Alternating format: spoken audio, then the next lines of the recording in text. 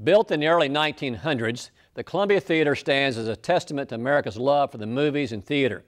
The Columbia is now listed on the National Register of Historic Places as a contributing structure in the Paducah Downtown Commercial Historic District, and up until recently has been dark for 25 years.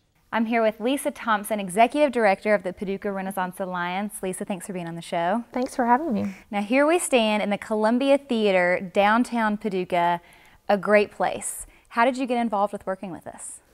I am the Executive Director of the Paducah Renaissance Alliance. I moved here in December from Washington, D.C.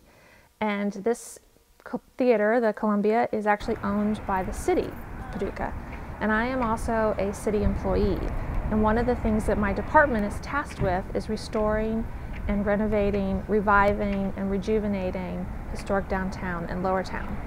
So restoring this property to its original glory is a very natural thing for me to want to do to help the community.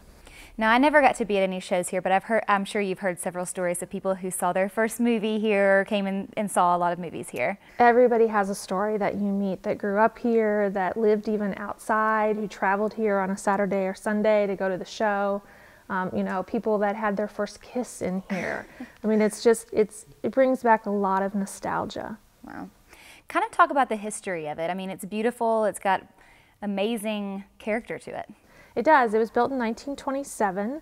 The original design was very Adamesque, and a lot of those features in the theater are still here today. It survived the flood in 1937, and then sometime in the 1950s it went through a renovation. And that's when you see this beautiful work behind you. It's actually attributed to a fellow from St. Louis. His name is Squaris. And he ended up going from St. Louis to LA, and he actually became the Fox West Theater executive.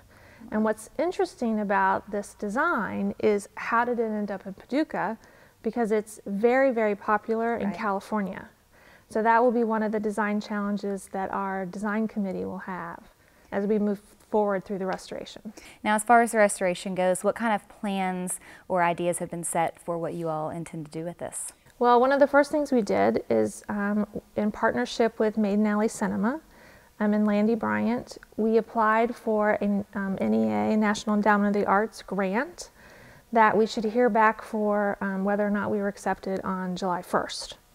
So with that, hopefully we get awarded that. We're going to start doing analysis, we'll do a design concept, we'll do feasibility studies, and all of those things that really need to decide what kind of shape and form the theater is going to take.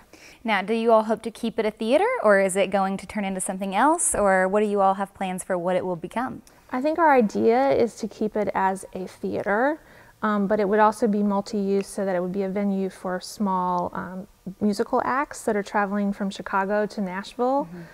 It would be something that the schools could use as an additional auditorium space. So we would like to keep it as a multi-use theater that a lot of little things could happen in here. I would imagine that everybody in Paducah would really respect that and enjoy coming back and seeing the theater. Well, thank you for being on the show with us, and we'll have to walk around and look at it and maybe come back once it gets renovated. Yeah, we hope that you will.